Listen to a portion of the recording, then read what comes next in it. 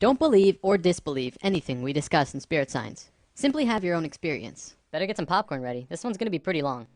Back in the late 1700s, early 1800s time period, there was a social movement liberating the modern world from the reign of control that religion and superstition had on the people. Essentially, after our darkest part on the precession of the equinox, we were really beginning to wake up. Started making new inventions that were rapidly changing the world. The industrial era was beginning. Because of this, we began to see that maybe religion as an answer was not in our best interest, and so the movement happened. We turned to science instead to answer our questions about the universe. The only problem with this was that we grouped in many things with superstition that we probably shouldn't have. Things like consciousness, intuition, human connection, paranormal phenomenon. All of it went right out of the door with superstition, when in fact we've proven these things today to be real. So after 200 years of just going with the same idea about what's classified as superstition and what's okay to talk about, mainstream science is still going with the assumption that consciousness is just a part of the brain. They don't know how it works, they don't have a single rational explanation for it, but they keep on believing it. Why? Well, when we tossed superstition out of the door, even talking about it became taboo. It's just not done. Literally, the reason that it's tough talking about this stuff in the mainstream scientific community is because that's just the way science has been for 200 years. They won't have any of it, even though there are scientific institutions that prove that theory wrong. The field of noetics and the works of biologist Rupert Sheldrake and his colleagues have more than proven mass consciousness exists and is definitely not a part of the brain. Now, no disrespect to the scientific community, but that assumption that we're still holding on to has not gotten us anywhere. It's time we begin to question the decisions of our ancestors, because many of the things that we've been led to believe to be true simply is not. I'm not saying blindly accept all of the new stuff that's coming out nowadays, but we should at least put it on the table and be able to discuss it as a global community. One other thing before we get this rolling. I want to give an overview about what sacred geometry really is. Sacred geometry is the geometry of consciousness. It revolves around the idea that all consciousness, including human, is solely based on sacred geometry. Because it is, we can begin to see and understand where we have come from, where we are now, and where we're going.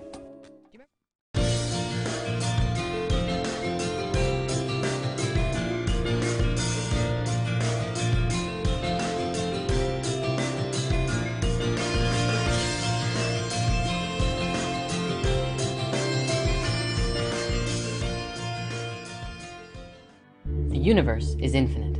It has no beginning and no end. In both science and religion, creation is often discussed from a perspective of having a set or a specific beginning. In science, we call it the Big Bang. This is the theory that says everything in the universe was compressed to the point of a single, infinitesimally small particle.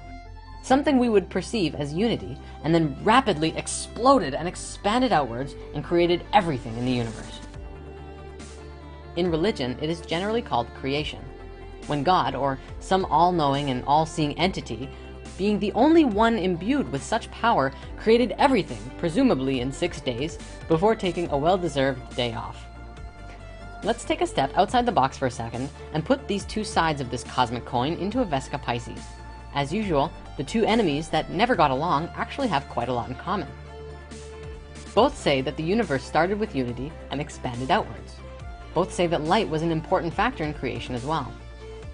If at the beginning of the universe we were one essence and somehow became everything, then both are saying the same thing, that we came from the same source.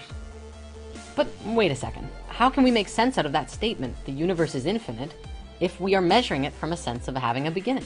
And this is what we're going to talk about now. If we value the pursuit of knowledge, we must be free to follow wherever that search may lead us. The free mind is not a barking dog to be tethered on a 10-foot chain. Today, I want to talk about two specific energies that can be expressed through this image. The energy that flows here is male and female energy. Male energy is focused, and female energy is creative and random. Neither of them is greater nor weaker than the other, and both can be extremely powerful when fully manifested. Female energy is the land of unbridled possibilities, creative potential, and affecting the universe from within. Focused male energy takes direct roads from point A to point B. This energy can be as strong as a tank, accomplishing tasks and going where it needs to go with precision and without distraction. The important thing to know about this energy isn't how they move. I'm going to use some super basic sacred geometry to demonstrate this. This is the Fibonacci spiral. We're going to be talking a lot more about it when we dive into the topic. For now, all you have to know is that it starts at 1 and flows outward forever in a very specific way and is present in all life everywhere. As male energy flows through the spiral, it goes from base point to point, from here to here, to here to here. It doesn't curve, it just goes straight where it needs to be. Female energy, however, would flow in the actual spiral. It would go around, going in and around outside all of the lines, but still getting to the same or similar results. This is the graphic representation of how it flows, but it also acts in the same way. From this understanding, you can see how we use these energies in our lives. It's the difference between driving straight to work and being on schedule all the time, and taking the scenic route because it's a more pleasant ride, even if it means being late. It's baking a cake strictly by what it says in the cookbook, and putting it together with what just feels right. It's getting that promotion for working the hardest, and getting that promotion for coming up with the best ideas. Here's a relatable example. It's the difference between Inception and Sucker Punch. Both about dreams, but one of them being the masculine story of professional men just doing their no-nonsense work, trying to get the job done, and the other being the feminine story that was creative and random and, according to many, didn't make much sense. Both male and female energy, like the chakras, have their own traits. Male energy is linear, analytical, strategic, and practical. However, when male energy is constricted, it is very blundering and confrontational, and what tends to occur is not seeing all sides of a situation, or not being open to any other possibility other than the one being pursued. You can see a lot of that in today's society. Most commonly, we call it being closed-minded. Female energy, on the other hand, moves in curves. It does not stay inside the lines. It is creativity and movement and expression and emotion. It can do anything and go anywhere, but it has trouble sticking to schedule. If constricted, it can get out of its flow, running rampant between emotions and mood swings and ideas.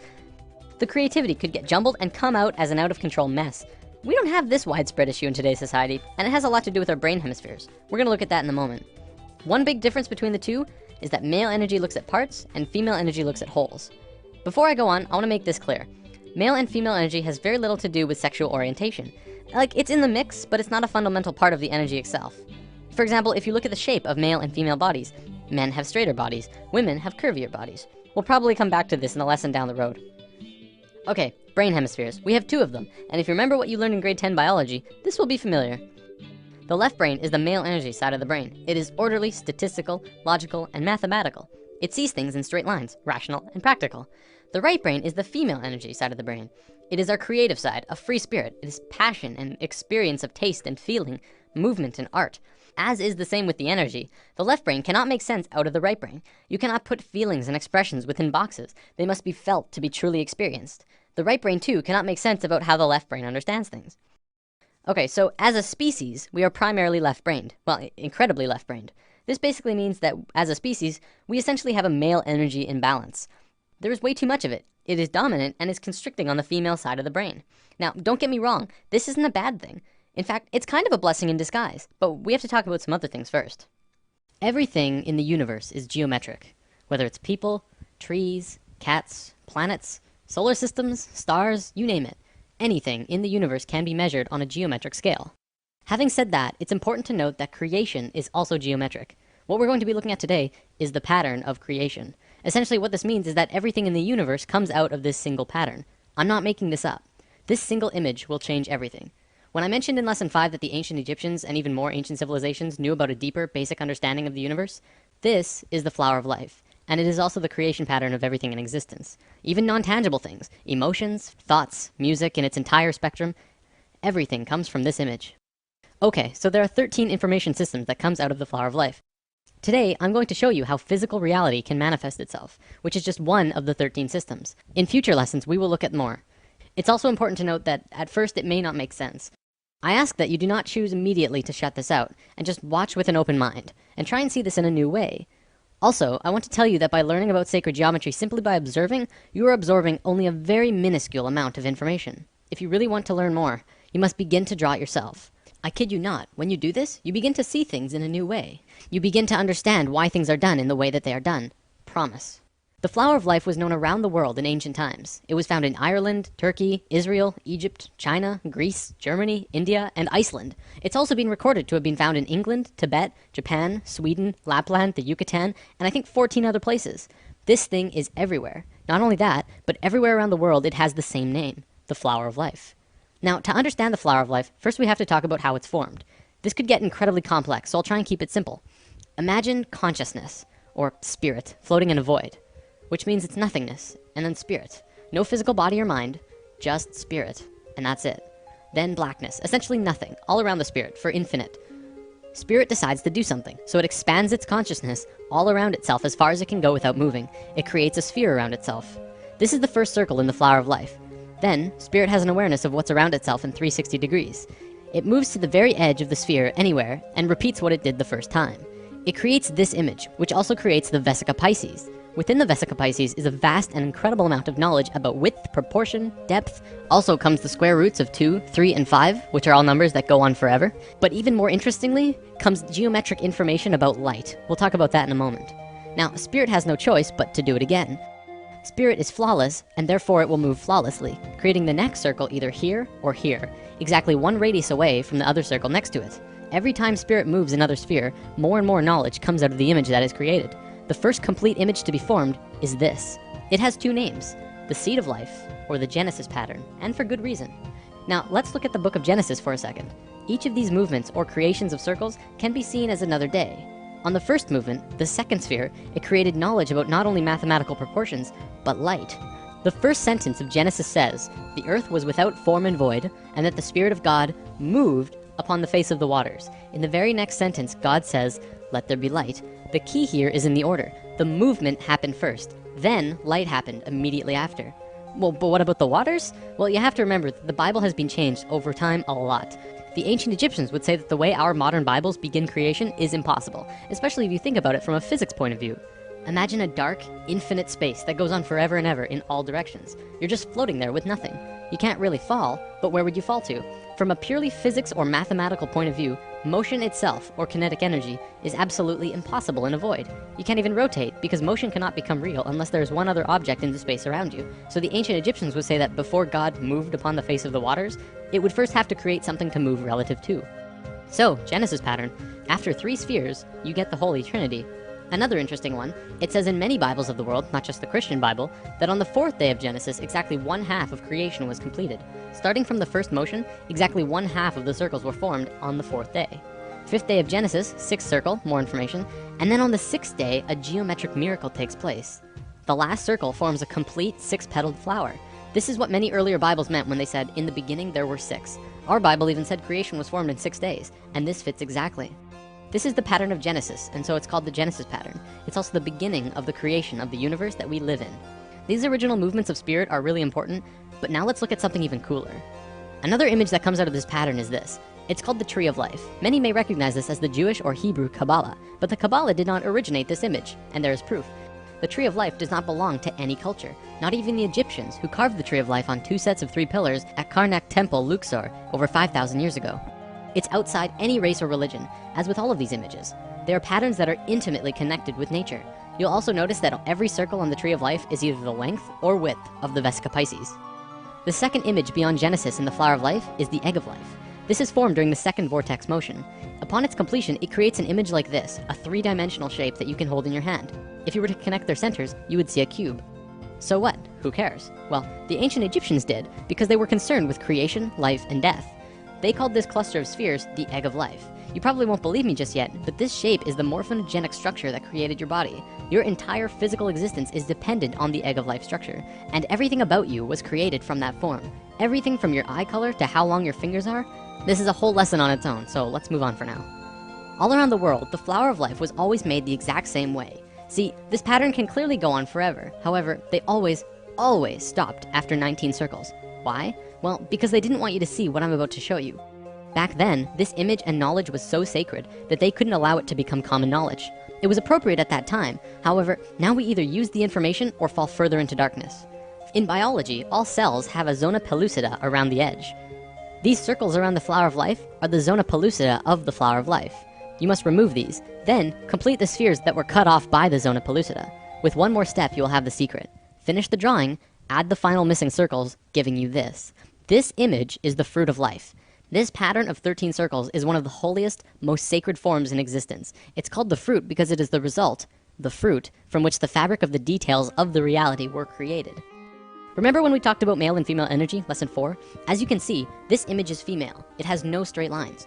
However, when you combine male lines with these female circles, something amazing happens. What you do is draw a straight line from the very center of every single circle to every other circle in this image. When you do this, you get an image which is known throughout the universe, everywhere, as Metatron's cube.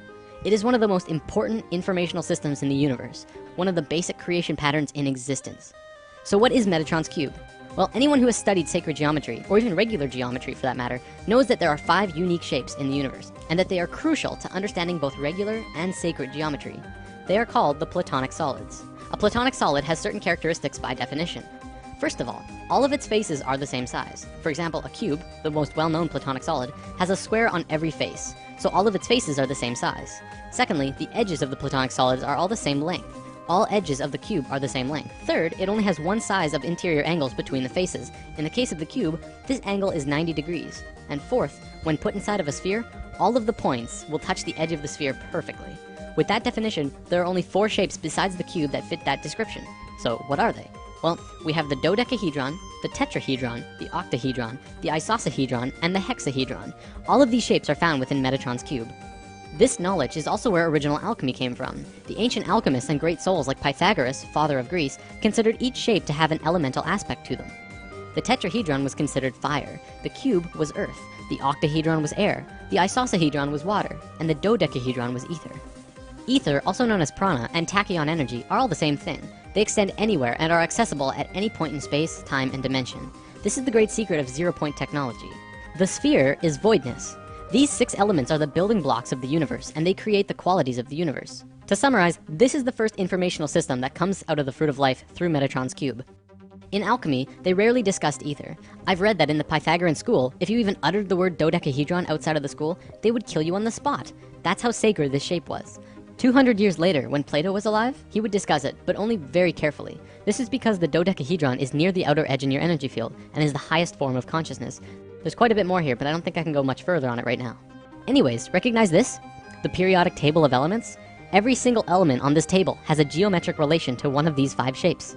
Modern scholars ridiculed this idea until the 1980s, when Professor Robert Moon at the University of Chicago demonstrated that the entire periodic table of elements, literally everything in the physical world, is based on these same 5 forms. In fact, throughout modern physics, chemistry, and biology, the sacred geometric patterns of creation are being rediscovered. Another example is the egg of life that I showed you earlier. Hopefully that will help you to understand just how incredible and important of a discovery this truly is. We have 5 platonic geometries that form everything in creation, but we don't have a hexagonal shape. If we look at the flower of life, we see that its ultimate basic form is in a 6-pointed shape, called a hexagon. Want to see where else hexagons form in life?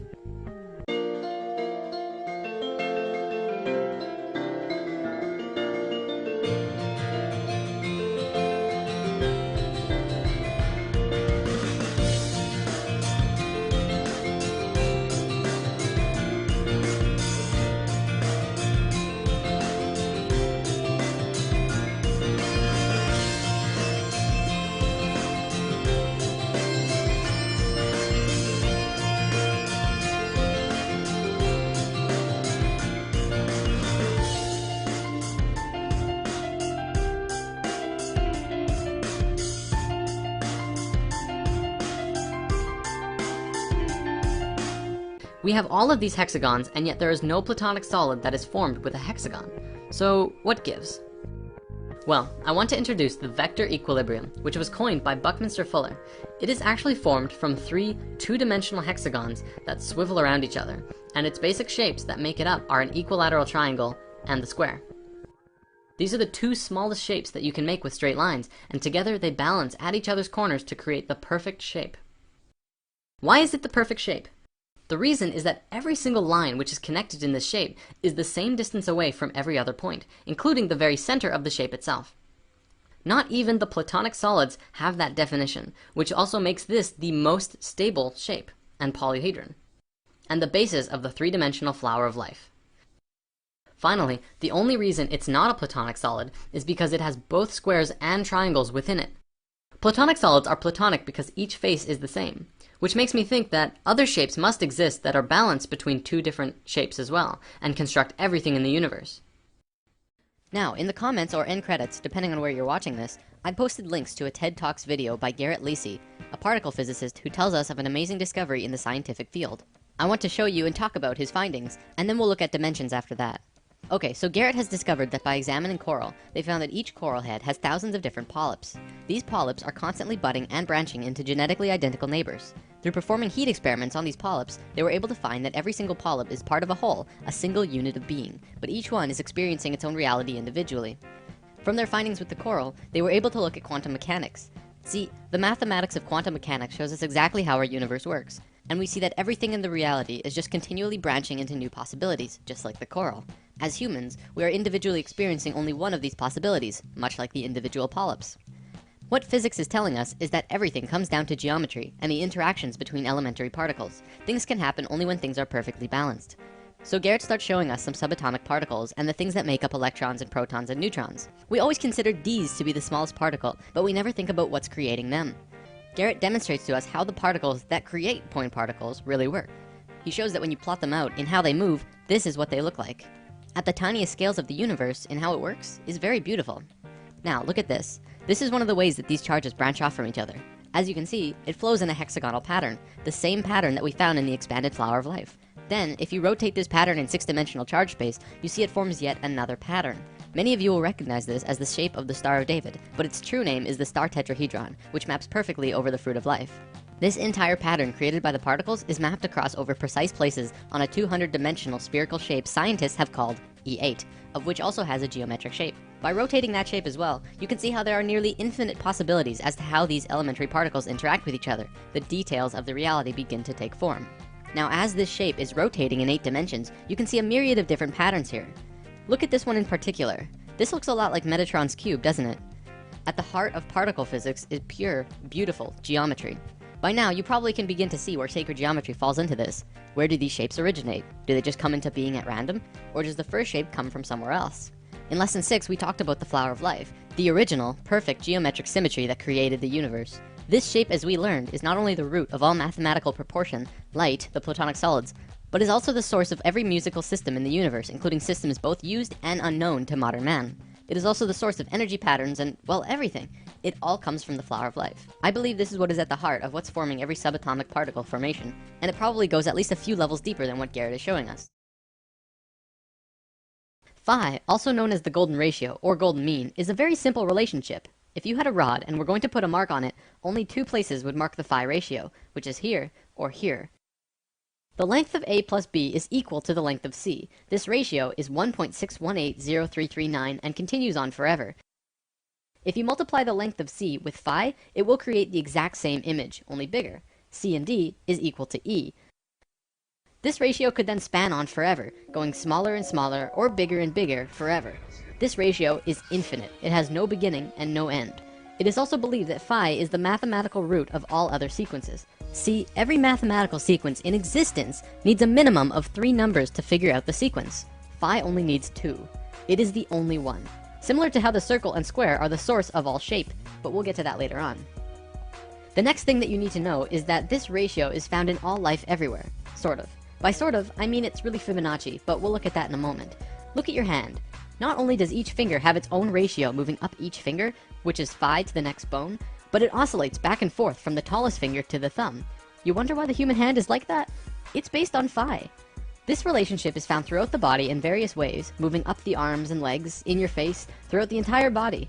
This is a Greek statue that accurately represents this. The Greeks were very precise when they made their art, because they understood phi, Fibonacci, and the importance of these sequences. When the Romans took over Greece, you could see the perfection in statues just completely disappear. I'm not saying the Romans were bad artists, they just didn't measure everything to the same caliber that the Greeks did. Here is the phi ratio in butterflies. You can see this ratio everywhere, from the wing size to the body to the antennas. They're all phi ratios.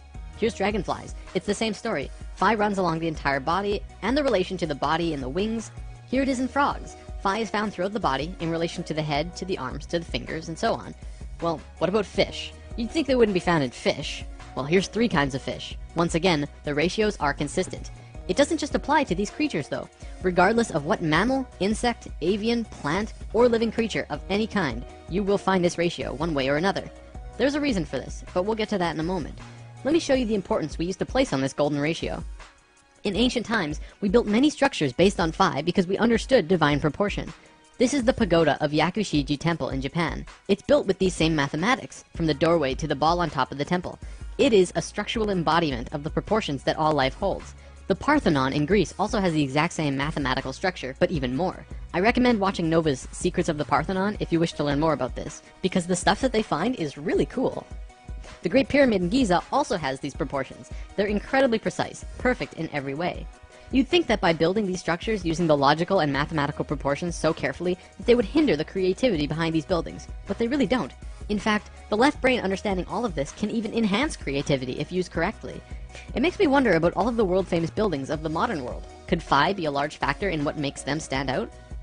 Let's move on to our next sequence, which is called Fibonacci. Now, the Fibonacci sequence is life's way of creating the golden mean. Allow me to explain. This sequence is continually made from adding the previous number to the current. 1 and 1 is 2, 2 and 1 is 3, 3 and 2 is 5, 5 and 3 is 8. You can see how it continues. Now, what most people don't know about Fibonacci is that it actually continually strives closer and closer to the phi ratio. By dividing the current number into the last, you can see this happening. 1 into 1 is 1. Well, that's not close at all. 2 into 1 is 2. This time it's over phi, but closer. 3 into 2 is 1.5, which is under, but closer still. 5 into 3 is 1.666. This time it's over, but even closer. Continuing with that, it's 1.6, and then 1.625, 1.615384, 1.619048, and so on. It continually oscillates over and under the phi ratio, never quite making it there, but continuing on closer and closer every time, until eventually you can't even tell the difference. Because phi is an infinite number, this sequence will go on forever. Let's look at some spirals in nature, another way that phi and Fibonacci can manifest. This is a nautilus shell. Many people will say it's phi, but it's really Fibonacci. See how when it's in its earliest form, it's crude, not smooth or anything? One look and you can tell that's not phi. But as it goes out farther and farther, it gets closer and closer to phi. It becomes a nearly perfect phi spiral by the time it's all the way out here. This also happens with sunflowers, pine cones, and many plants in nature. In many cases, such as the pine cones and sunflowers, it flows in a double spiral or more, much like the spiraling arms of a galaxy. From the microcosm to the macrocosm, spirals are always present. So phi is basically source, or spirit, or God, in a mathematical way of thinking. The math of God. Don't forget that this sequence is an intimate part of nature itself. I'm going to call it source. It is the source of all mathematical sequences, and all life in existence grows based on phi. However, phi has no beginning and no end. Life doesn't know how to deal with that. It's like source says, go and replicate this, and life says, we don't know how. Because life doesn't know how to create from something that has no beginning. So it creates the Fibonacci sequence instead, which has a beginning, but starts out crude, very basic, and then continually goes closer and closer to source, becoming more divine every step. It does take steps too, which actually has quite a bit to do with evolution. Let's move on for now though. The only other sequence you need to know for this is binary sequences. This is a sequence like 2, 4, 8, 16, 32. We're just doubling the last number instead of adding it to the previous one. We're all very familiar with this. Binary sequences are found in life as well. For example, mitotic cell divisions are binary. We go from being a single cell being to having over 100 trillion cells in only 46 divisions. Binary sequences are also how computers work, by turning on and off chips. Computing at its core anyways is binary. This is how a polar graph usually looks, with 36 radial lines in 10-degree increments representing the 360 degrees. Then concentric circles are drawn, each with the same distance away as the last, creating 8 equal demarcations as the one before, counting the inside circle as 1. Think about what this represents too. It's a two-dimensional drawing of a three-dimensional sphere, one of the sacred forms, by projecting it onto a flat surface. This is also called a shadow form, and casting shadows is a sacred way to obtain information. Also, a polar graph has both straight, male lines, and circular, female lines, both male and female energies interacting at once. If you plot a golden mean spiral at 0 degrees on the polar graph, it will loop all the way around before hitting 0 again, exactly at the 8th circle. You'll find that this golden mean line crosses 5 specific places as it goes out. These places are where the female circular lines meet the male lines. It crosses at 120 degrees, 190 degrees, 240 degrees, 280 degrees, and then it jumps to 360, or back at 0, depending on how you look at it. What's interesting about this is that it creates both a binary and Fibonacci sequence. Looking at the radial increments from the center, it crosses at 1, 2, 3, 5, and 8. Well, that's Fibonacci, but it also crosses at 2, 4, and 8. Well, that's a binary sequence. We're going to look at the binary sequence in particular though, because what you find is very cool. If you draw lines from the outermost circles on the lines where the binary sequence was formed, you get this image. It is an equilateral triangle. If you continue the spiral outward, it would continue to hit these exact same places and continue to form larger equilateral triangles. Let's divert yet again to look at something very interesting. There was a man named Keith Critchlow who discovered something very important to understanding the geometry of music. First, he drew a straight line through an equilateral triangle, and then he measured from the middle of the center line and drew a straight line up to the top edge and back down to the bottom corner. Then he did the same, but passed through the center line of the top and back down again. He did this yet again on the other side. You can keep doing this on either side as well. By drawing this funny little form, he discovered something of great importance. He writes, continuing in this way, each successive proportion will be the harmonic mean between the previous proportion and the total length, and all of these proportions will be musically significant. 1/2 being the octave, 2/3 being the fifth, 4/5 being the major third, 8/9 being the major tone or step, and 16/17 being the half tone or step. In other words, he discovered the geometries of music, or at least one aspect of them. Then he tried measuring it in a different way, starting at a different point of the center line. At 3/4, he found the measurements were 1/7, 1/4, 2/5, 4/7, 8/11, and 16/19. All of these numbers are musically significant. This is very interesting. It means that the harmonics of music are somehow related to the proportions of the central line moving through a tetrahedron. Back to the polar graph, you can see that this drawing has a much greater value all of a sudden. Not only that, but it becomes even easier to make your measurements thanks to the polar graph itself. You can just draw a straight line through the drawing on the graph, and it will give you the center line. This information has been taken light years beyond what I just showed you though. A research team found that you can draw these lines not only from the center, but from any nodal points inside the upper half of the triangle, and you'll come up with all known harmonics in existence. Basically, this means that anywhere the straight line and curved lines on the polar graph cross from 0 to 120 degrees and start making the pattern, you will come up with all known harmonic systems. Not only the Western keyboard, but the Eastern, and even many unknown systems that have never been used. As I'm not a musician, there's not much more I can show you related to this, but I would love to see what a musician could really do with this knowledge. Remember when we talked about spirals in nature? They often travel in twos. Usually this is male and female. So on this polar graph, if you're going to copy nature, you don't just plot one spiral, you have to plot two. When you do that, it gives you this image, which is a star tetrahedron inside of a sphere. We mentioned this in lesson 7, and this image is more commonly known as the Star of David. Do you remember the face on Mars? NASA obviously tells us that it's just a random formation on the surface of the planet. But right next to the face, there are also a few pyramids and other anthropomorphic structures. I know what you're thinking. Why on earth would I bring that up all of a sudden? Well, Richard Hoagland and his colleagues have spent a long time researching and deciphering a message on the surface of the red planet. Want to know what that message was? It was a star tetrahedron inscribed in a sphere. Holy balls, right? It's pretty crazy, and very eye-opening now that we have this information about what this really means. Inside the star tetrahedron, another one fits perfectly. We can continue to put more and more star tetrahedrons inside or outside of the other star tetrahedrons, the same way the golden mean spiral can wrap around the polar graph infinitely big or infinitely small. You'll notice that this smaller tetrahedron also happens to fit perfectly around this sphere. Well, check this out. If you put this same size sphere centered on the point of every single star tetrahedral point, guess what suddenly reveals itself?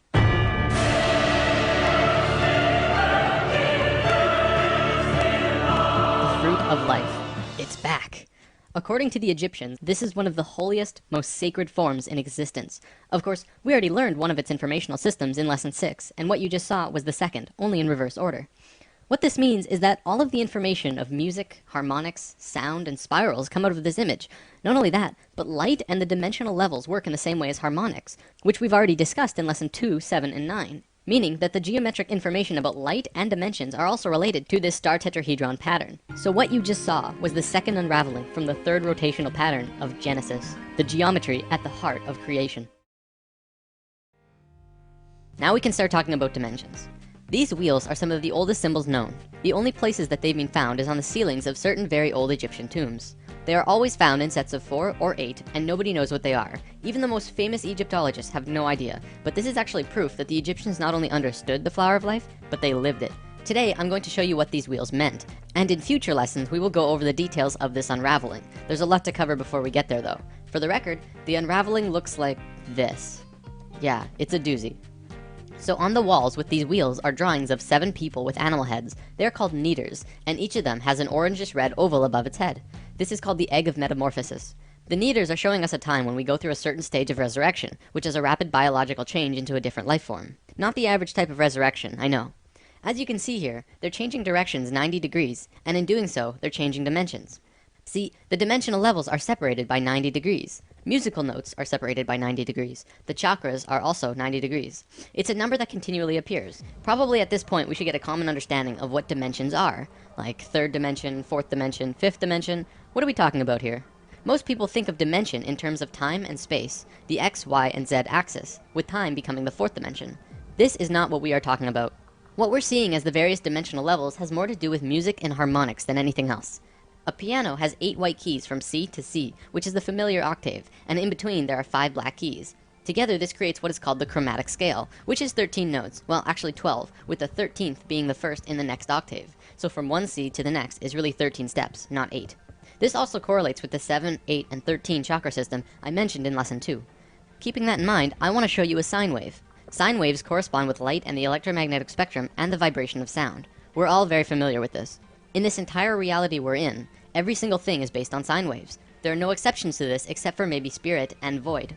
Quantum physics and quantum mechanics looks at everything in the reality of one of two ways. You can look at anything, like the computer you're watching this video on, to be made up of tiny particles like atoms. Or you can forget about that idea completely and look at it as a vibration, a waveform, such as electromagnetic fields or even sound. If you look at it as atoms, the laws can be seen to fit that model. But if you look at it as waveforms, the laws can be seen to fit that model. Both of these systems come out of the flower of life, one being the one we just looked at, fruit of life to Metatron's cube and beyond, and the other being this beautiful mess of a picture. Just looking at it hurts my head. Everything in this world is a waveform, or can be seen as sound. All things, your bodies, planets, absolutely everything, are a waveform. If you choose this particular way of looking at reality, and then superimpose that view over the reality of the harmonics of music, we can begin to talk about dimensions. The dimensional levels are nothing but different base rate wavelengths. The only difference between this dimension and any other is the length of its basic waveform. It's just like a radio set. Turn the dial, you pick up a wavelength. It's the same with dimensions. If you were to change the wavelength of your consciousness, and in doing so change all of your body patterns to a wavelength different from this universe, you would literally disappear out of this world and reappear in the one you were tuned in. It's been theorized that the base rate wavelength that we're currently living in is 7.23 centimeters. There's a few reasons for this. In a spiritual sense, the 7.23 wavelength is Om, the Hindu sound of the universe. Maybe that's why Oming is such a powerful tool in meditation. Not only that, but if you were to take 100 people and measure the distance between their eyes, the average length is 7.23. Same with the distance from the tip of our chins to the tip of our noses, and the distance across our palms and between our chakras. This 7.23 length is located throughout our bodies in various ways because we are immersed within this particular dimension. There's another reason as well. Bell Laboratories found this wavelength when they were setting up the microwave system around the United States. They found static in their system because they chose a wavelength just slightly longer than 7.23 for their system. In order to get rid of this static, they did something that we as a planet are still suffering from. They upped the power 50,000 times over what we would normally need, which created a very powerful field, so that the 7.23 wavelength would not interfere. It's for those reasons that I believe 7.23 is the wavelength of our dimension. As you go up in dimensional levels, the wavelength gets shorter and shorter, with higher and higher energy. As you go down in levels, the wavelength gets longer and longer, with lower and lower energy, more and more dense. Just as with a piano, there's a space between the notes, so that when you hit one note, there's a very definite place where the next note is.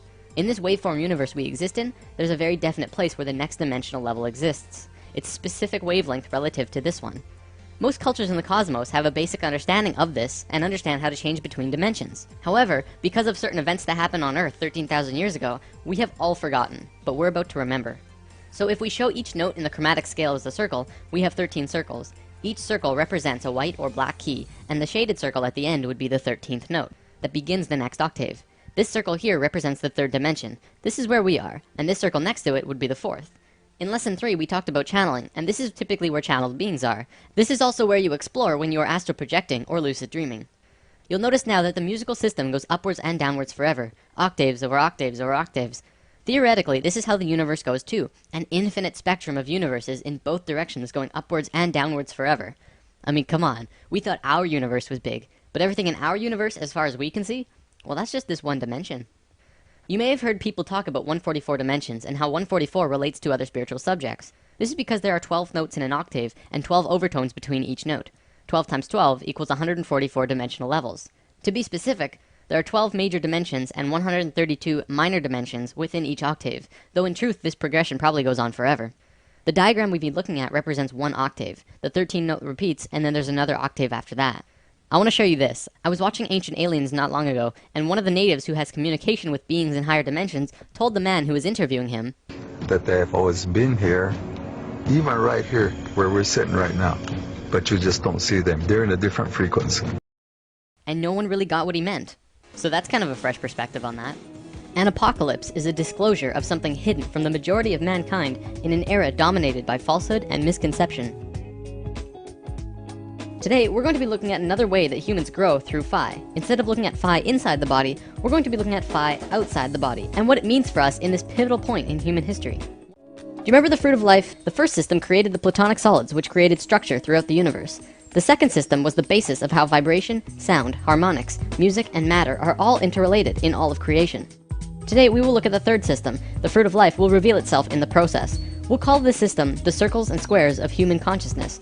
It is what the Chinese called circling the square and squaring the circle. Remember when we discussed the Platonic solids in lesson 6? I showed you that all of them will sit perfectly within a sphere, each with every corner touching the sphere perfectly. Well, there's one other shape that can do that. It's a characteristic that only one of the Platonic solids have, making it special. It is the cube, which you can put every single Platonic solid inside, and an edge or point will touch the inside of the cube perfectly. Through truncating the cube in different ways, you can create all of the other shapes. Because of this characteristic, it essentially means that the cube is like the father of all shapes. It is a male form, and the sphere is the mother of all shapes. It is a female form. All levels of consciousness in the universe are integrated by a single image in sacred geometry. It is the key to space, time, and dimension, as well as consciousness itself. Each level is a geometric image or lens that spirit looks through to see the one reality, resulting in a completely different experience. In the case of humans, this image is the circle and square. This is what Leonardo da Vinci was doing when he drew this drawing, and I'm going to show you what this circle and square combination mean.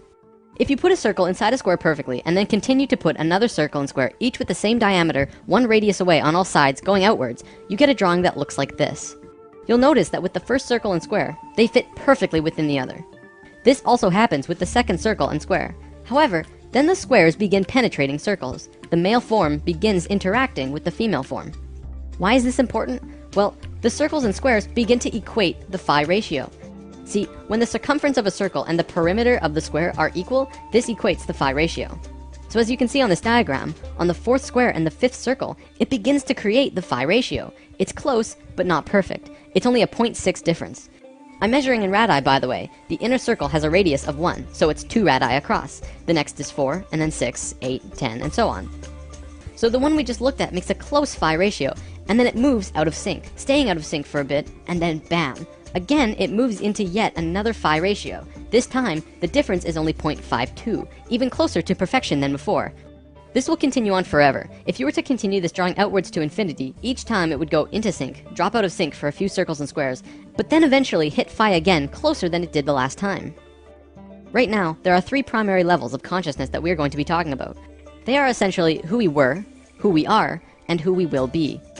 We'll call it the first, second, and third, so that it's easy to understand what we're talking about.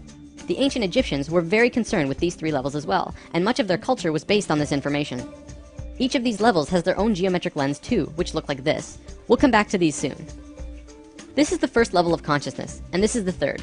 We are on neither of these 2 phi levels on the circle and square chart. Where we are, the second level of consciousness, is here. We are on the 5th square relative to the 6th circle. For quite a while now, I've been saying that we're at a disharmonic level, and it's something that we're passing through as a species. Now you begin to see the bigger picture of what I meant. The reason it's disharmonic is because it does not equate a phi ratio, not even close. Disharmonic levels are important because they bridge a gap between the divine, pure levels. However, when a species is here, it has to get in and get out as fast as possible, or else they will destroy themselves and everything around them incredibly quickly. You can see this happening all around the world today, because we're at the very end of it, and everything is crashing down on us. We've discussed this all before, notably in the intros of lesson 1 and 2. So the reason that we're on this circle and square combination and not the 6th square relative to some other circle is because of this. If you take the square and rotate it 45 degrees, it actually creates a bridge. It connects us from 2 harmonic levels of being. We're moving from one state of being to the other, this time even closer to source. This is a very exciting time for us. Oh, let me show you this too.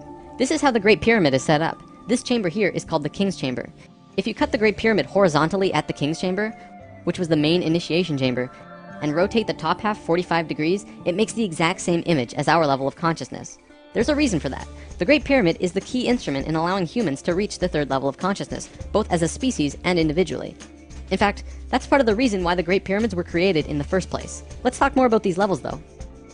So what Leonardo was drawing was actually the first level of consciousness. See how he hid lines in this drawing? If you complete this grid, it creates an 8x8 grid. This is the same 64 square grid found on the first level. Measuring in radii, this grid is 8x8. However, the circle has 10 radii across, so we'll call this first level an 8x10. This is where we were.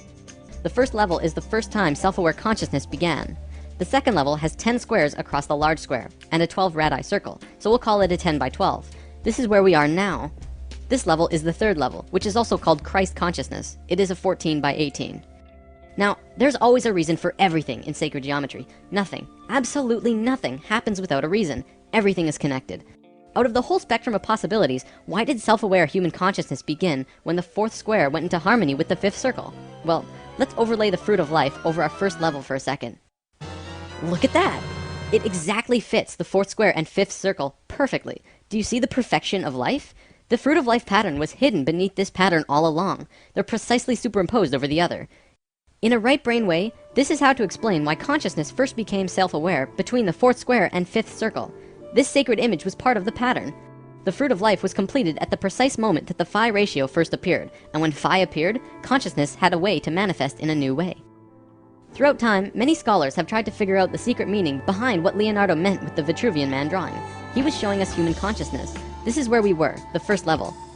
There is a man who did draw our level though. Da Vinci was studying the works of a man named Vitruvius, who lived 1400 years before Da Vinci, hence the name Vitruvian Man.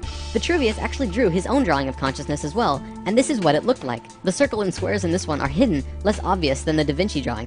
Regardless, they're there, and this is the current circle and square combination around our bodies. This drawing also contains the exact proportions of the Merkaba, which is an important energy system outside of the body, similar to how chakras are an energy system inside the body. This image also contains the diamond that perfectly contains the man from head to feet. This is the same image we saw in the consciousness chart, as well as the Great Pyramid. Further proof that this was what Vitruvius was demonstrating to us when he created this image. So here we have drawings of the first two levels of consciousness. From what I know, there is no drawing of a third. If there is, it's sealed up, locked away somewhere, and is probably one of the most sacred drawings in existence. Alright, I know talking about geometry all the time can be a little daunting. So many circles and ratios and everything. If this is something you want to learn more about, I am providing the Flower of Life books and PDFs in the comments. This information is found at the very beginning of Volume 2, and much, much more. I could probably do 4 or 5 lessons about the geometries of the human body and still not run out of things to talk about. But it's there for you if you want to learn more now. For the last portion of today's lesson, we're going to talk about some recent findings in modern science. As we just saw in the geometry, we are currently in a disharmonic state of being, but we are just about done with it. In doing so, we are moving into a new state of being.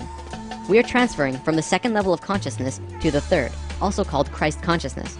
If we look at evolution in Earth's history, we always seem to make random jumps. There are always missing links in the evolutionary chain. Scientists say that we just haven't found all the fossils, and creationists say that God did it, and therefore it's part of some divine plan. But looking at what we just learned about consciousness, does it not make sense that evolution and creationism are just two sides of the same coin? Consciousness moves through different states of being, constantly moving closer and closer to divinity, to Phi. Every time it reaches a new stage, it makes a rapid biological change into something new, like what we're doing now. This is what the ancient Egyptians called resurrection, which we mentioned in lesson 7. So, if we're really going through an evolution of consciousness, what's happening inside of us? Surely, this would mean that there are also biological changes happening to us at our core level, right? Does modern science see any big changes that they're afraid to tell the general public because they think it will cause a panic? Short answer, yes. Long answer, we are changing. Scientists have been studying this for almost 10 to 20 years now. Several years ago in New Mexico, there was a convention of geneticists from all over the world with the main topic of discussion being DNA mutations. Scientists acknowledge that we are changing, but the end result, they do not know. Through sacred geometry, we begin to actually see where we could be going. With 12 strands activated, you have 10 times as much information available to you than you do with just 2 strands, as we do now. Not only that, but the 12 strands work in sync with the 12 chakras, providing an immense amount of energy into the body. We are about to become super beings, enabling us to understand and do things that currently seem paranormal, bizarre, or downright impossible. From the article, The Bigger Picture by Suzanne Thorpe Clarke, we are being changed physically from carbon-based beings to crystalline-based beings. This is interesting because I've actually heard this from various channelings now, ascension and transformation into crystalline at our core. First the psychics were telling us this, and now we have science backing it up. What we know for sure is that we are going through a shift. In almost every ancient text and Bible, it speaks about a great shift and awakening. The Bible speaks about the coming of Christ. This is interesting actually, because Christ is the name of the third level of consciousness. I didn't just make that up. We are moving into Christ consciousness, which means not that Jesus is going to show up with a big "Ay!" but we are actually moving into the level of conscious understanding that Jesus had. It is the coming of Christ through the human species.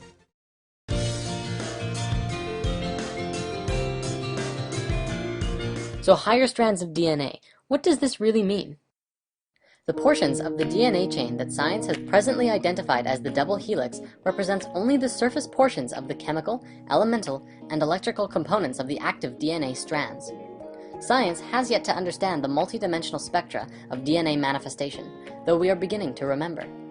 The human DNA imprint will always appear from external analysis as a two-strand double helix configuration in 3 dimensions. What is not understood is that within the double helix there are, and will be progressively more, additional double helix strands which fuse together. As our understanding evolves into the multidimensional spectra, the understanding of the structure and function of DNA will progressively advance. A team of Russian researchers working with DNA started a project to progressively learn more about DNA by combining forces with linguists, and have dived into the unknown of the 90% of junk DNA which we currently embody. Their findings are evolutionary. According to them, our DNA is not only responsible for the construction of our body, but is also used as data storage and in communication.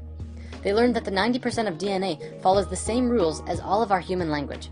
The way that sentences, paragraphs, and chapters work in a book is the same way that our DNA works. This is the first double helix strand, the one that Western science looks at, which is basically like a sentence of DNA. However, if you step back and see the bigger picture, you begin to see the paragraph. Stepping back further and you see the chapter, and so on.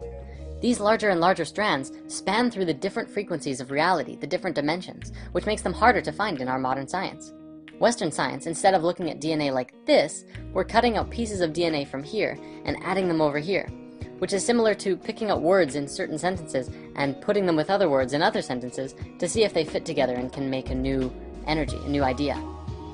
This is the nature of our junk DNA, of which Western science just didn't understand for the longest of times. The DNA isn't junk, it's just misunderstood, and also not as used right now because of our dense level of consciousness.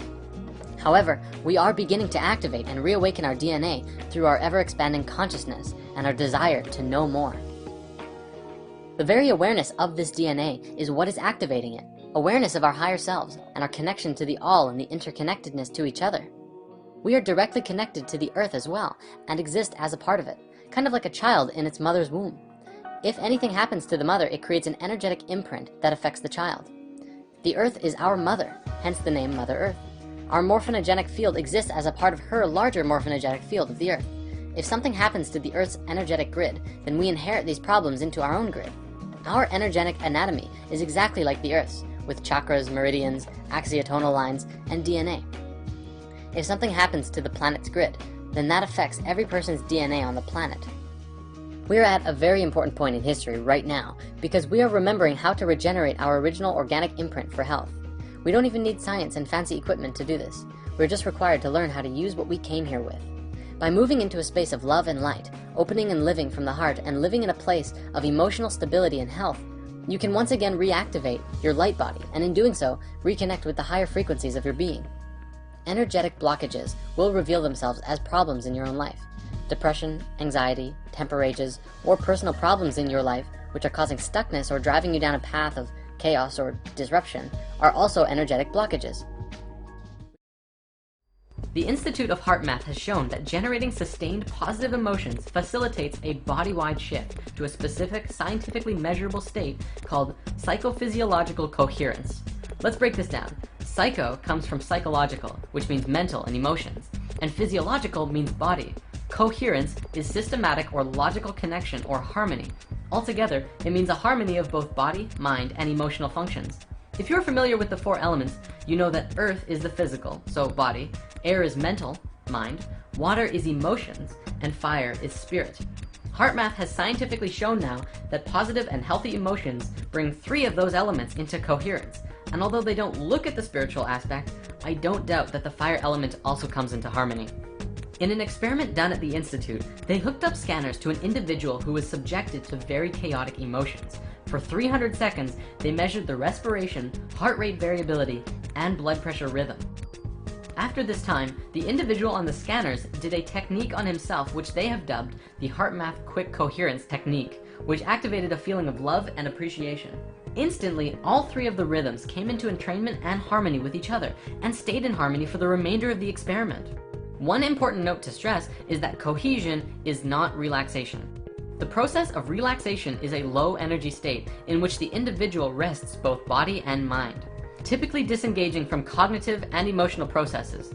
In contrast, coherence is experienced as a calm and balanced, yet energized and responsive state of being that is optimal for mental acuity, focus, problem solving, and decision making, as well as the physical activity and coordination. So coherence is the natural state you want to be in all the time. Unless you're relaxing, that's good too. So how does one get into this state of cohesion? Breathing. Your breath is intimately connected to your heart rate and your heart in general. And if you ever find yourself in a very chaotic mental state, take a few seconds to step back of what's causing the chaos and focus on your breath. Take long and deep breaths. The Institute of Heart Math doesn't put too much focus into particular breathing techniques, but they put an emphasis on using your breath as well as positive and loving emotions to bring you back into a state of cohesion. They say that it's not super necessary to put focus on your breath all the time, but it is very helpful to bring yourself out of chaos and back into alignment. From a spiritual perspective, and if you're working towards that, breath is very important. However, breath is another huge topic, and I personally recommend focusing on your breath during meditations. Focusing on breathing and your heart is a beautiful way to move into a silent space during meditation and deeper into yourself, all while sustaining the same healthy emotions. Now, throughout ancient history, across many religions and belief systems, the heart was always considered a center of the being, the source of spiritual wisdom and insight, thought, emotion, and connection to the divine. The ancient Egyptians believed that all thought and life was done from the heart, which is why they threw away the brain after the pharaoh died, but they left the heart in the body. They felt that the being would need it in the next life, so they left it there, but the brain was useless. Western scientific thought places the heart as just a pump. However, in the last several decades, science has begun to go full circle in realizing and understanding what these ancient civilizations knew and taught. In the field of neurocardiology, scientists have discovered that the heart possesses its own intrinsic nervous system, a network of brain cells with over 40,000 neurons. This gives the heart the ability to independently sense and process information, and make decisions, even demonstrate a type of learning and memory. In a simplified sense, you can think with your heart. The heart is truly an intelligent system. The heart also has found to be a hormone gland, manufacturing and secreting numerous hormones and neurotransmitters that profoundly affect the brain and body function. Among these hormones is one called oxytocin, well known as the love or bonding hormone, bringing things together. Science is also beginning to understand that the electromagnetic field around the heart has a powerful effect on not just the human body, but others around you as well. Research has also shown that the heart is the key component of the emotional system. Science now understands that the heart not only responds to emotions, but the signals it sends out dramatically affects the quality of the emotional experience from moment to moment, and also that our heart plays a key role in accessing our intuition. In school, we've been taught that the heart is constantly responding to orders sent from the brain. But what's less commonly talked about is that the brain receives even more orders from the heart. We've been doing it backwards. Moreover, these signals have a significant effect on brain function, influencing emotional processes as well as higher cognitive faculties such as attention, perception, memory, and problem solving. Guide yourself from your heart, not from your brain. When you allow your negative emotions to get to you, you disconnect from your ability to think clearly, remember things, learn lessons, reason, and make effective decisions, which explains why often we act impulsively and unwisely under stress. The heart's signal has a profound effect on the brain during positive and negative emotions. Live in your heart, for the heart is the center of unity consciousness, where the brain is the center of duality consciousness. You can see that right in how they're made. The brain has the two hemispheres. The heart is a place of unity. Since we fell in consciousness, we moved from heart consciousness and into our brains, and all decisions were made from the brain. In doing so, we became polarized and lost our connections to the universal consciousness called unity. This shift in consciousness we are experiencing now is a movement from the brain and back into the heart, where we will once again know and understand the universe and unconditional love for everyone and all things, regardless of who they are or what damage they've done to themselves or others. And this is why the heart is so important right now. Live in your heart. It is the gateway to the divine. The torus is a very fundamental part of nature. So fundamental, in fact, that science is now seeing that everything moves through this form in one way or another, including ourselves. Very simply, the torus is a self-organizing system that all comes together at a space of unity and expands its energy out all around itself until it returns back to that original space at the center, and will continue to do it again. In quantum physics, mathematics, and generally all forms of science, This geometry really begins to bridge the gap between understanding how sacred geometry truly is the geometry of life. This is a geometry that breathes. It has life itself. Our very own hearts are the first and best examples of a toroid. The heart is where it all starts. The energy of our hearts flow outward in a toroidal fashion and are also received in a toroidal fashion. This way, everything we send out in love, we are immediately affected by as a result. In other words, our emanation of love is a gift to yourself as much as it's a gift to the universe around you. You can look in nature to see these shapes everywhere. It's in oranges and apples. You can see it around tornadoes. The magnetic field of the Earth is a very powerful example, as well as how the atmosphere of the planet works too. Our modern scientists haven't really taken the concept of hollow Earth very seriously, even though this concept does explain a lot of fundamental theories about the Earth to which we don't really understand, despite all of our theories. Well, the idea of hollow Earth works in the exact same way as well. It demonstrates that our planet is designed from the core as a torus. The Earth is multidimensional, so we can actually have both a hot iron core as well as a 5D hollow Earth interior as well. For those who want to learn more immediately, check out Hollow Earth HD on YouTube. Moving on, we all know the fundamental principle of the universe of as above, so below. Well, this torus is even found at the size of galaxies. Atoms even have this very geometry as well. It's quite literally everywhere.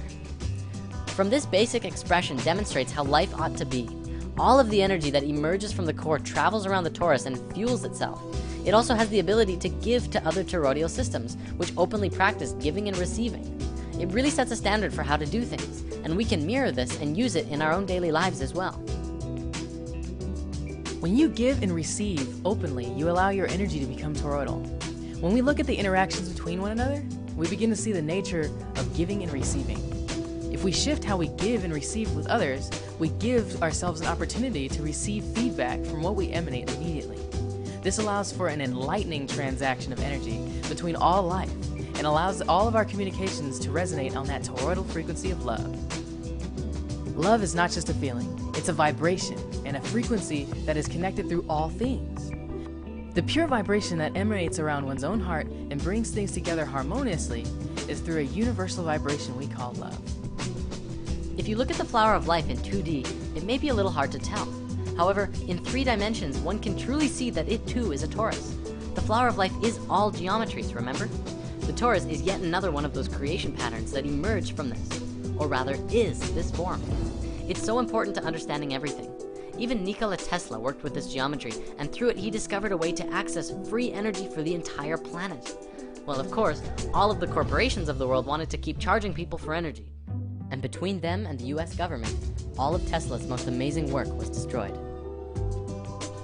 In lesson 15, we talked a bit about this before, and now we can go deeper into it. The Institute of Heart Math, as well as Stanford University, among others, have now scientifically demonstrated that around the physical heart of your body, you have 2 toroidal fields, one inside the other, which are connected to the sacred space and the tiny space within the heart. Greg Braden has done a lot of work in explaining this to the modern world as well, and Drunvalo Melchizedek has put a lot of focus into teaching that this is some of the most important information regarding physical ascension. This is part of the understanding that is truly bridging the gaps between science and spirituality. China is doing some really amazing things. They have hospitals that are completely dedicated to the work of prana and energy, rather than the physical body of patients. In one experiment in a Chinese hospital, we see how the science of mantra is used to remove the cancer tumor of a woman in just 2.5 minutes. A mantra is a sacred sound or chant that acts as an energetic formula for prayer or meditation. Mantras allow for us to connect to our source and emanate an audible frequency that focuses our mind to the sound and thus inwardly back to the source. When chanting from the heart, these doctors allowed themselves to focus on the reality that this woman was already being healed. In this, it allowed for the mind to bypass the normal confines of reality, as its intention toroidally flowed in and out of the source of which reality emanates itself. For everyone who has been skeptical of the idea of self-healing through intention, this video is proof that it's not just a plausible idea, but it's very, very real. We need only understand why it works and how it works. To come from a skeptical place and try, you will only see skeptical results. To come from a pure and true space, anything is possible.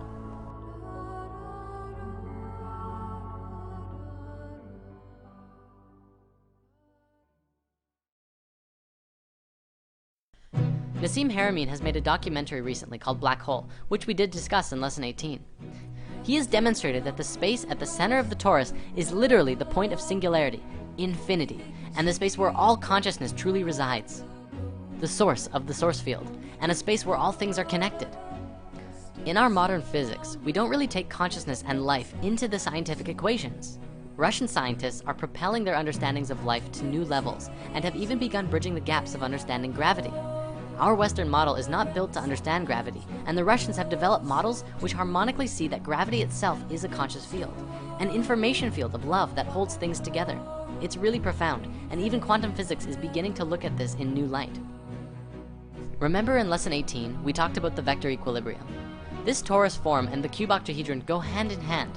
It is the male and female aspects of each other, and the vector equilibrium, when put into use in science, can grant access to an infinite amount of energy through tapping into the space of unity of the source field, the 0 point, the field of consciousness that science now knows connects all things. By understanding the torus and the nature of unity, one can really get in tune with themselves in relationship to the all. Let's also remember that considering our universe itself and everything within it is a reflection of this toroidal pattern, we can free our minds from the perspective that anything is separate, even as a void of a black hole contains the existence of everything supposedly outside of it. This is reflected in the psychic nature of those who in meditation dive into the void of consciousness, and those also who reach a state of Godhead awareness that includes all life in unity and love. The one is all, and the all is one. In the torus, the point of singularity, whatever consciousness is present, is the purest representation of the whole. The whole field is emerging from and returning to its original source, and all of it is conscious, and the singularity at the center is the space where it all came together and emerged out of. This can be demonstrated with the understanding of how the heart emerges in the body. If you remember from lesson 15, the heart is the first organ to come into existence, and the rest of the body folds out of the heart itself, and then it pulls the heart into the center. The heart is truly more primal, more connected to source, and far more important than the brain. The heart is the space of love, and love of all is what will get you back into the heart and out of your brain. In order to grow and become lighter energetically, we as individuals and as society must learn to understand how to really get back into the natural flow of things. This is what the natural flow looks like, among a few other forms as well. For many, understanding the torus from a left brain perspective is needed to really get back in tune with yourself. For others, you already understand it intuitively, and you just have to go with the flow and everything will work out perfectly. According to the Mayans, the solstice on December 21st, 2012, precisely at 11:11 a.m. Universal Time, marks the completion of the 5,125-year Great Cycle of the Mayan long count calendar. 2012 also marks the completion of the 26,000-year precession of the equinoxes cycle, which we discussed in lesson 5. According to the calendars, it also signifies the end of a 144,000-year cycle, a 78,000-year cycle, and a 26 million-year cycle. The 2012 date marks the completion of this world age cycle, but it does not signify the end. Well, it kind of does. It's the end of what we know, and into a transition of something new. It is a transitional state, but it definitely does not mean this.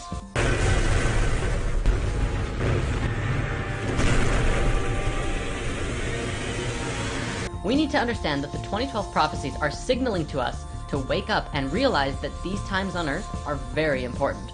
We are living in a landmark time in the history of this planet. We are collectively, as a species, approaching a crossroads that is calling out to us to participate in our fullest capacity. Let me show you a diagram to try and demonstrate just how important this is. First, this is how DNA works. See how you can basically map it out like a story? Here's the beginning, which could be seen as creation, or start of a cycle. And then it moves outwards, expanding and moving into all potentials, until it reaches its peak in the middle. It stretches far out and then begins moving back towards the center, back to its source. But it will be a new space that it now exists in. Then it returns back to a center point, where it ends, or transitions into a state where it expands out once more, continuing its infinite cycle of expansion and contraction. One could also say that it moves through the chakras, moving from a low frequency to an incredibly high frequency, where it will unite and transition out once more. Now think of the human species like this, and 2012 being that point of unity where everything comes together, right before starting off again and expanding out into something new and different. This is basically what's happening right now on Earth, but there's a catch. We have absolutely no idea how we're going to expand out because there are so many potentials with what's happening on the planet right now. Cycles are everywhere. The way in which we live our lives is made up of cycles. We have both biological cycles and technological cycles.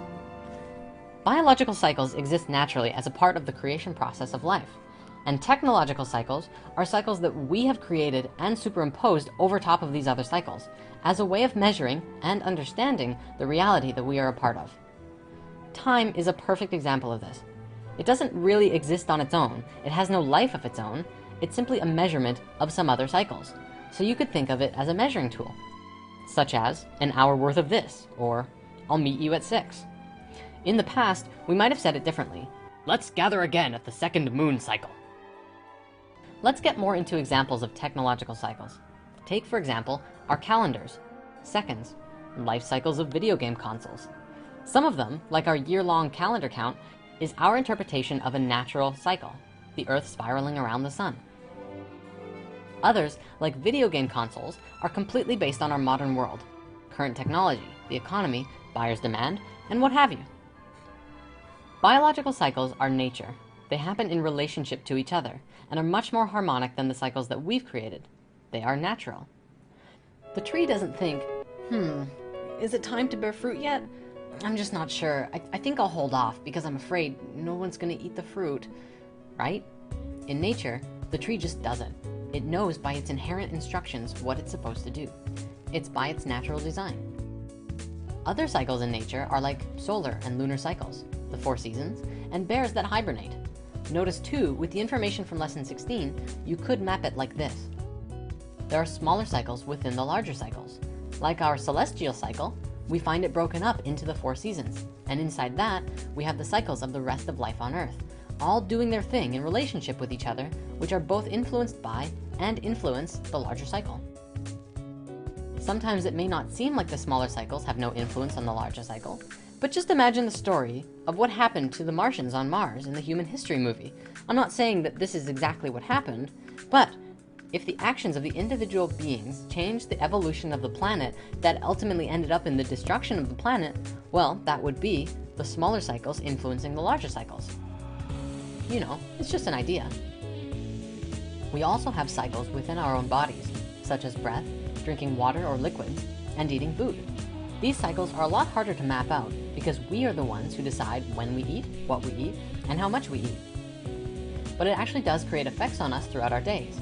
Once again, those smaller cycles have an effect on our larger day-to-day cycles. Interesting. Our interactions with the 4 elements are constantly cycling. Fire, for example, is prana, which is happening all the time, more frequently than breath, drink, and food. You can see how these cycles become more dense and happen less often. You breathe more than you eat. Air is less dense than solid food. And so it stands to reason that a dense cycle has a longer duration. As you breathe in, you ride the sine wave up, and as you breathe out, you drop the sine wave back down. As you go about your day, every hour, minute, and second, you are breathing. And if you created a healthy breathing cycle for yourself, then the other cycles you are experiencing, the larger cycles, would become more harmonic naturally. If you change the cycle of your breathing, if you alter it to accommodate technological cycles, such as pollution and obesity, then once again the result is a cycle that is less harmonic with the natural order of things. Some call this dis-ease, the opposite of a natural cycle, which flows with ease. Of course, you can always correct a cycle that is in disease. Sure, it may take some time, but enough steps in the direction of a natural cycle do eventually get you back in the flow. If you start your day in a healthy way, at the start of the morning, then the rest of the day will flow that much more harmoniously. If you wake up with the sun, you ride the wave of the entire day and are more in tune with the day itself. This was a hard one for me to get and put into practice because I always used to love sleeping until noon. If you think about it, there are different things adapted for different parts of the day. Cats can see in the dark, so it makes sense that they're night animals. I have trouble seeing in the dark without superimposing a technological cycle over top of it.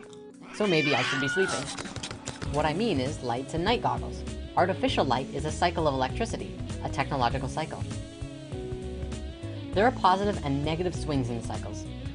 What I mean when I say positive and negative is the presence of something and the presence of the opposite of that thing. Such as with a magnet, you have a positive end and a negative end. one is pulling and one is pushing. Plus or minus, male and female. A lot of people think that negative means bad and positive means good, and that's not always the case. We're actually going to touch on that closer to the end of this video. A better way to look at it is male and female. Positive is male and negative is female. And don't get caught up on that positive is good and negative is bad. Women are wonderful. And in fact, in gender, everyone has both male and female energy, not just one or the other. It is the essence of giving and receiving. The best example I can give you is night and day. It's that simple. When we don't allow the cycles to flow in their natural order, we often create things that feel uncomfortable over and over. Sometimes we call it things we don't want. It's actually a sort of short circuit in the cycle, or a loop. The positive looping back on itself, or the negative looping back on itself. It's not supposed to be a loop. There needs to be a crossing over of the male and female energy. That's what creates the infinity, the oneness that we've all been feeling and talking about. Now, of course, we've also made the connection before between what we have described as cycles, this form, and the structure of DNA. This is the instruction set for the building blocks that make up our being. As we increase our awareness of these instructions and understanding, we can transcend our 3D perspective of reality and shift into an awareness of the interconnected causality of all of the planes of existence. There's a little trick here though. Understanding and awareness are not necessarily the same thing. Just as the tree does what it does without needing to understand, without a brain, so to speak. Understanding is not required for the instructions to be followed. That simply means that sometimes the brain just gets in the way of the natural flow of the cycles, the natural knowing that comes through your heart. On that topic, I have something important to share. There's a lot of people who like to talk about life from this new age perspective that everything is just love and light all the time, and that if we just think happily, even when things aren't going very well, we'll be fine. In fact, I realize how I might have even propagated that idea in earlier lessons, and flat out said it. Now, this idea isn't wrong. It is, however, only half of the equation, half of the cycle. And if you recall, without the other half of the cycle, we have a loop. Think of it like a flowing river. If you cut off the flow, such as with a dam, it kills everything on one side by stopping the flow, and everything dies of dehydration. And the other side becomes drowned in a loop which gets bigger and bigger, until eventually it must break. And so, yes, we should strive to create a life for ourselves and each other that is filled with love, joy, and excitement. But when things aren't going very well, recognize if it's a part of the natural flow, or if somewhere along the way you got caught in a loop. If we lie to ourselves and pretend that the loop is the flow, even when it's not, it limits our ability to create a real transmutation of it, and create something new in its place, going with the flow. Do you understand what I'm saying? Let me say it in a different way just to make sure, because this is incredibly important. Sometimes things go well, and sometimes things go poorly. It's not always your fault, but you are always a factor in the cause, and influence in the cycle. If you can account for the cycle, meaning take account of it, be aware of it, you can choose to actively respond or be responsible and have an able response to it. That's what being a creator is all about. I know I just said positive and negative are not good and bad. In this example, I'm going to use good and bad in place of positive and negative. By good and bad, I mean things that feel really good and things we do want, and things that feel really bad and things we don't want. Just go with it. I know it might be a little confusing. Sometimes things feel really good and you're on the top of the wave. In this space, it's easy to ride the wave and feel good and be a creator. When you're on the bottom of the wave, if things are not excellent, sometimes it just feels easier to go to that fourth dimensional space and say, everything is perfect and in divine order. This is true from a 4D perspective. It is perfect and in divine order because it exists and is in this moment. And as it's manifesting in 3D, it is not excellent. It could be excellent, but it takes time, effort, and focused energy to transmute and change it into something that is excellent. What we need to practice is taking that positive flowing energy, and instead of looping itself back on itself, is flow with it through the negative energy in order to create a transmutation into what's next. When we say that things are perfect and in divine order, and ignore the loops or even create them as a justification to dam up the river of good feelings, we actually inhibit the flow that leads to the next. That limits our ability to take action, and ultimately, what we're left with is a poo sandwich. Here's the analogy. Say I'm making you a delicious sandwich. and you've got bread, tomatoes, avocado, chives, maybe some peppers, and a roasted portobello mushroom.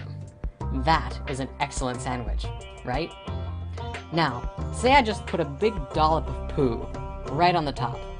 Do you still want it? Can anyone honestly say that they would still want this sandwich? It's perfect and in divine order, right? Right, but it's certainly not excellent. And I don't care how delicious the other ingredients are.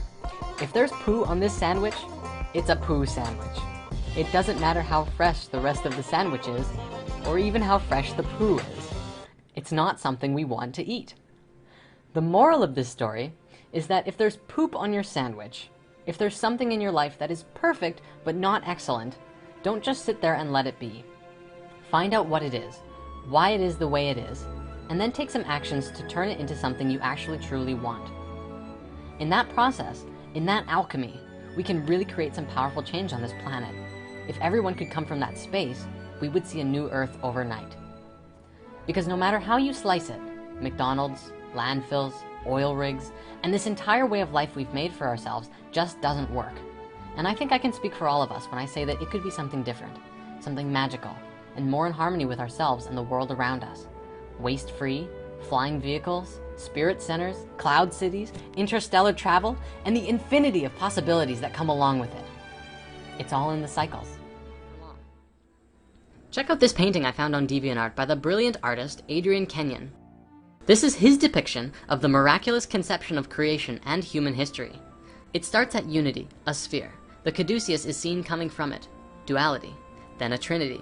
Then, as the four elements come into manifestation, we get physical reality, crystals form, and water layers over top of it. All of these previous elements were conscious of their own, but now biological life begins to develop in the water and crawl onto land. We go through a few stages of evolution. Dinosaurs, basic mammals, and then humans show up. There's a lot of ideas as to where we came from, and we won't get into this now. Adam and Eve happens, the Buddha becomes enlightened underneath the Bodhi tree, and then something shifts. From this point to here is where we are now. Disconnected from our own natural spiral, paving over the ground, killing people for telling us that being materialistic can heed nothing good. Then come the world wars, and the world falls into chaos. And then something shifts again. From the destroyed world, another seed grows. We switch into a different reality. It starts out small. From out of the chaos, a tiny new Earth emerges and grows larger. This is the new Earth, a new realm of light and purity that we were meant to be connected with all along.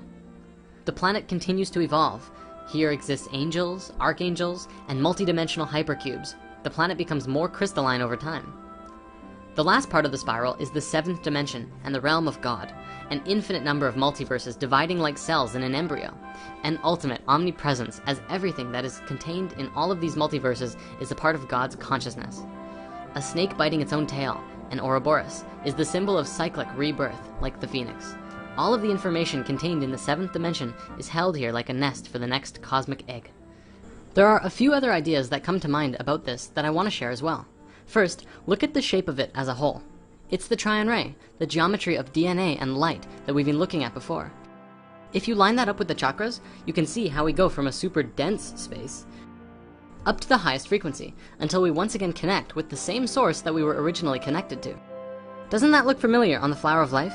If these theories about the Flower of Life are true, then that means this entire experience of human history and ascension and growth and evolution is just one wave of energy from one point to another on an infinite universe of possibilities. Each point is the supreme awareness of some aspect of the God Source consciousness field, and the energy that moves between it is the vibrations and waves of energy that we are experiencing, called the electromagnetic field. As much smaller fractals of the same source energy have experiences through these waves. This image also doesn't account for the number of parallel realities that we could experience at this point. If the Flower of Life expands in these directions, then this is just one direction. Maybe instead of total destruction, which is what this image depicts, instead we make our first ET contact on this spiral and join our galactic family. On this wave, maybe something else happens. Like we start getting superpowers, like in Heroes or something. Maybe all of that can happen right here too. Now, regardless of all of the potentials we can come up with, let's bring it back to this diagram. Think about how this applies in your life. Every day you live could be seen as one mini spiral. However, 7 small spirals make one larger one across the 7 small ones. This is a week. Then several weeks create a month. Several months create a year. You can map that over your life and see from birth to death, which is just like the Mayan calendar, not the end, but a transition into new level of life. This is such an exciting time for us. As mentioned earlier, we cannot know what is going to happen, and I'm not going to tell you it's going to be this or that, because I don't know either. We will change the outcome depending on our being. What's going to happen? You decide. In lesson 1, we discussed how you create your own reality. Many people argued that it didn't make sense when others influence your life from out of the blue. What we didn't discuss, but probably should have, is that we are a collective. We are one species. You create your own reality, but we are all co-creating our realities together on a much broader scale. Think of an ant colony. Each individual ant decides where they want to go, what food they want to collect, and how they want to do it. But collectively, they are all working together to gather food for everyone and do what is necessary for the group, whether it be digging tunnels or gathering leaves. Humans are like that, except our mentality of do what's best for everyone is replaced with get enough money to survive, don't worry about the starving people on the street, help giant entities known as businesses take more money from the people, and don't question what's going on. We're doing it to ourselves, and we're doing it together. Together is the key word here. Together, we can break through barriers. Together, we can absolutely change the world, but we can only do it together, not individually.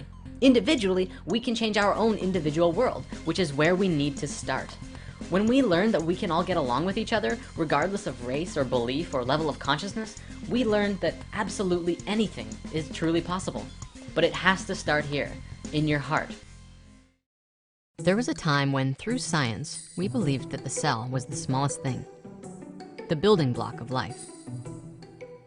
New discoveries led to the realization that the cell wasn't in fact the smallest thing. Instead, the molecule was. Now the molecule was the fundamental building block of life. But then new discoveries revealed that it wasn't the molecule either. The molecules were made of atoms. Now the atom was the smallest thing that you could get. Then, you guessed it, we discovered even smaller things. Now we have subatomic particles, and they are the most fundamental building block of all reality. Oh, okay, hold on. Now scientists are throwing around something called string theory, which is like vibrating noodles in hyperspace, smaller than all of that other stuff. Okay, so maybe it does get smaller. It makes me smile. If there's anything we know for sure, it ought to be that there's always going to be something more, or less, as the case may be. With all of our mathematics, brilliant scientists, and ever-evolving understanding, we can look and look forever, but we won't be finding a bottom anytime soon. So why are we looking? What is science for? Is it just to know? Why does it even matter? Why should it matter to you? What difference does it make whether atoms or cells or vibrating noodles are the smallest thing? Perhaps it's because our level of understanding directly relates to the level of reality that we have control over, which I suppose could be a very good thing, or a very bad thing, huh? We'll get into that a little later, because this video is about light. Why light? That seems pretty simple, doesn't it? It's what powers the earth. It's what powers me, you, everything around us. What if we could know the shape of light, its most basic characteristics, its smallest building blocks? What if we could understand the fundamental geometry and movement that light moved by? What if it was a three-dimensional solid form that we could map, as simple as a tetrahedron or a cube? Would that change our understanding of reality? You know, I think that's what scientists, and maybe all of us at some level, are searching for. That one thing that might just allow us to create our own self-sustained ball of light. That one thing that connects everything. What if we could know that, the core building block of life and everything as we know it? Would it change our understanding of what light is? Well, let's put on our science hats and see what we can find out. Einstein said something amazing, something which has echoed through the halls of science since his death. He said that science should be simple, something that anyone can understand. Anyone can make things complicated and complex, but it takes a genius to make something simple. While doing research on Wikipedia, you find pages upon pages with bajillions of words describing these crazy formulas revealing the secrets of the universe, everything we know in modern science. Upon seeing these pages, it led me to ask a whole number of questions about what I was looking at. Questions like, why do we believe that light is what it is? What even is light? What is particle physics? Why is it relevant to me? Why is it that for the average Joe, these ideas about existence and reality are so hard to understand? Do scientists make them overly complex for a reason? Why are we having trouble following Einstein's brilliant words about simplicity? Is there a way that we can use sacred geometry to explain and simplify these ideas in a way that works and makes sense? And most importantly, how can I use this information in a way to grow as a person? I don't just want to build up beliefs about these topics, I want to expand my ability to create with them. And how do we do that? Where do we start? Well, let's start at the beginning. It's theorized across the board, from creation myths, the basic geometry of the flower of life, and even in the Big Bang Theory, that light is among the first things created at the beginning of everything. So exploring and discovering how light works would be a fundamental piece to understanding everything. Let's take a look at particle physics and quantum physics. They may help us crack this code. Particle physics is the study of the basic building blocks of matter and the forces they exert on each other. In particle physics, scientists are trying to find the one thing that creates everything else, or at least the phenomenon that they are observing. It is very closely related to quantum physics, which is using that same idea to discover the source of the universe we live in that ties everything together. Scientists in this field have done a lot of work in demonstrating and exploring the unified field theory, which shows that everything in the universe is connected through an infinite web of something. They're not sure what it is, but we can see how we are connected in a grand and mysterious way. As our sciences have looked smaller and smaller to find the smallest particle, we have reached a point where things get so small that we can no longer define what they look like. We try and define what particles are through abstract concepts and mathematics because we say that particles are unseeable and unknowable. And yet, things are always going to get smaller and smaller. Everything is made of something else, and it fractals down to infinity, or fractals larger to infinity. Some scientists have actually been known to cut infinite numbers when they find them because they're deliberately looking for finiteness instead of embracing the infinite nature of reality. Check out the movie Black Hole to see this happening in action. Particles are called particles because they're too small to be seen by instruments we have in science at this time. What that means is that we don't really know what particles even are. If we knew what they were, they would not be particles anymore. They would be described. There's kind of a broken dichotomy that is happening in this field. It's something that scientists all over the world are trying to figure out. Here's the problem. Light and other particles that move at the speed of light are assumed to have no mass. The speed of light, also known as the speed of massless particles, is about 299,792,458 meters per second. What we know in the field of science is that there's something that translates these particles from one side of the equation to the other, from the world of no mass and into the world of mass. If you asked a scientist this question, they would tell you that it's the Higgs field, the ever-permeating field that gives things mass. In essence, light speed particles pass through the Higgs field and slow down and gain a property of mass. The popular Higgs boson is the particle that is created upon the light speed particle merging with the Higgs field. According to our formulas, this boson, this particle, is supposed to come out with it. I think there's an important piece of information that we're missing here, and it starts with asking some questions. First of all, what even is mass? And second, why do we believe that light has no mass? On Wikipedia, mass is said to represent an amount of matter, but then it goes on to say that the term matter has no universally agreed upon definition. How can we say that light has no mass when we can't even agree upon a definition or understanding of what matter and subsequently mass even are? Because of all of our fancy equations as described earlier, we have kind of thrown all ideas about what light could actually look like out the window in favor of a complex equation that looks like this. I want to take it back to simple. What if we could know the shape of light? What if we could actually define what the structure of light, as well as every particle and thing in existence were? What if there was a basic geometry of the universe that we missed? Even more interesting, what if light was a geometric solid and there was no difference between the geometry of light and the simplest particle? What if mass and no mass was not just about the speed that it traveled, but also the density of the information held within the shape? Maybe the speed of the particle is interdependent upon the information that was carried in the form. And the more information it holds, the denser it becomes. I have a few examples to demonstrate what I'm talking about. The first is water vapor. I know that it's not a light speed particle, but perhaps they have the same properties. See, water has a heavy density, but when it heats up, it translates into vapor and rises into the air. It takes a 90-degree turn into another dimension of form, and it merges together with itself to become clouds. As the clouds become packed denser and denser with so much information packed within them, eventually they have no choice but to release, and all of the water comes pouring down.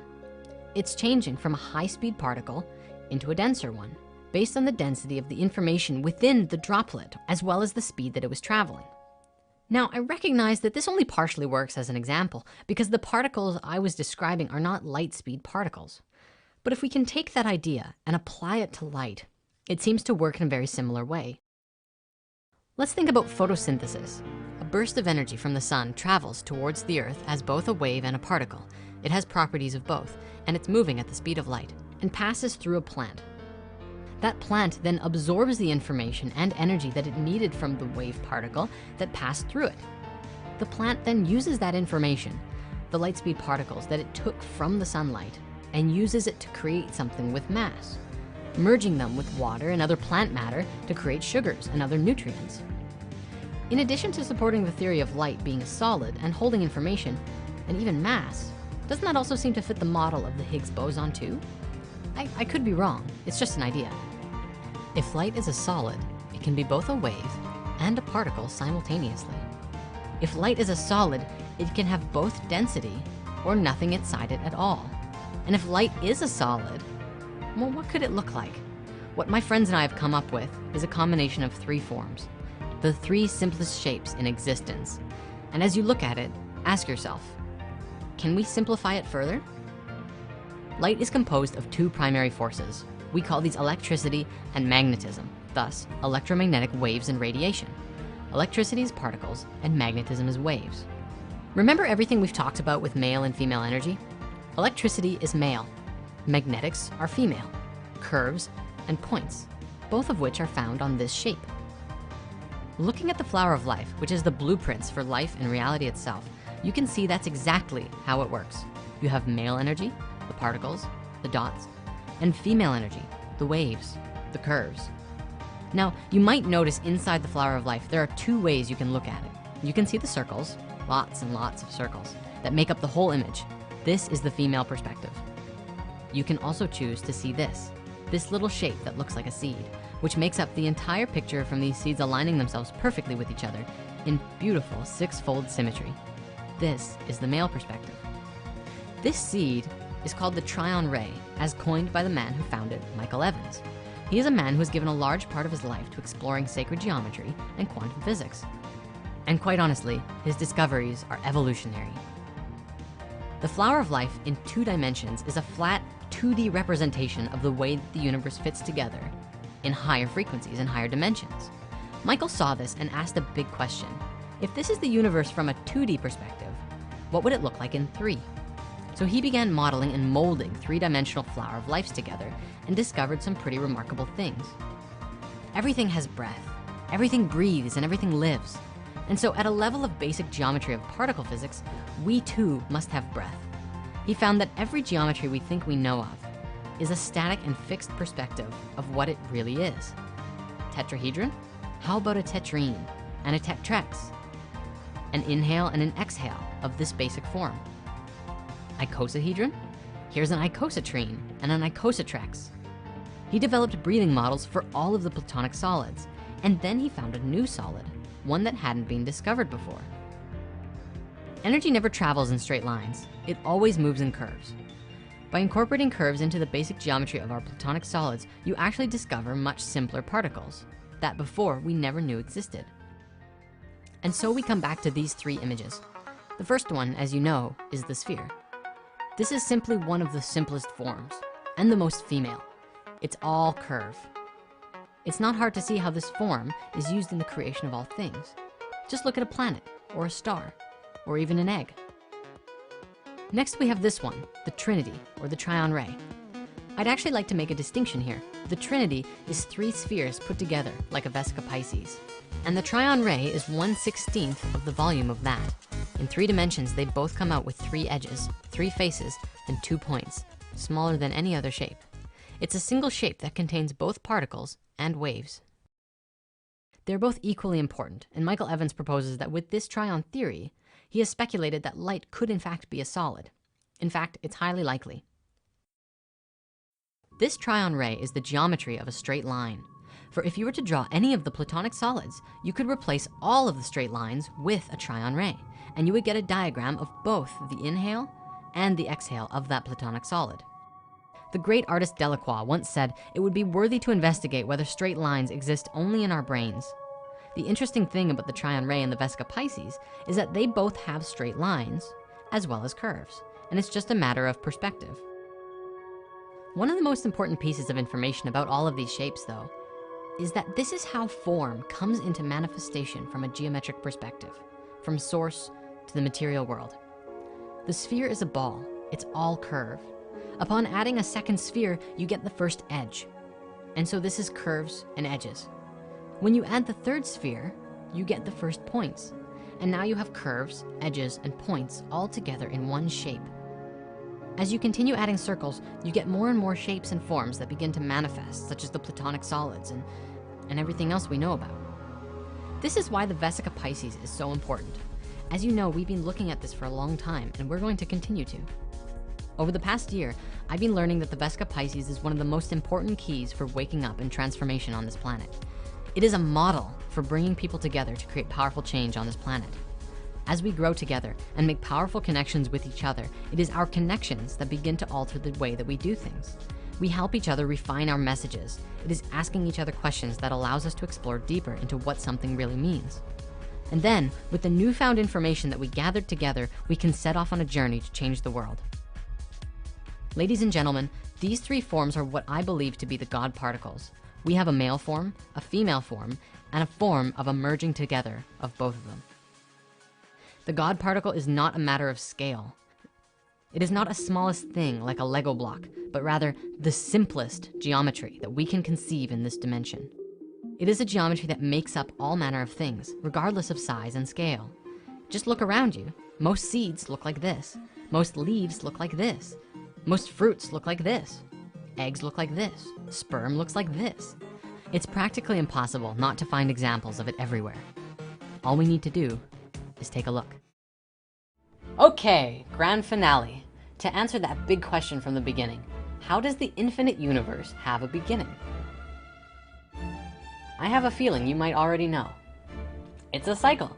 And no, I don't know exactly what it looks like specifically, but I can share with you some ideas about it. Every cycle comes to an end and then begins a new cycle. Or maybe it's the old one, continuing on again. Some theories about the universe say that once it was a hugely expanded thing, and it contracted to a small point, a space of unity, and then rapidly expanded outwards again. And today, while we can't see the remnants of the previous universe, at least not yet, we can see the beginning of this cycle that we are a part of. It's really interesting.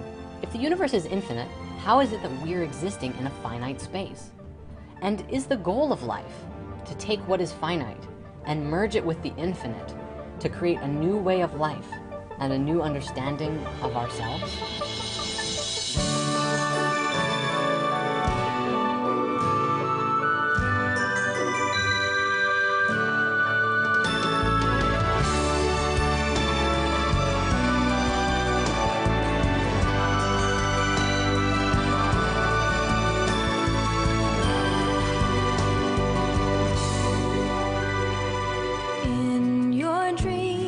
Magical thoughts, all things are real unless you dream they're not.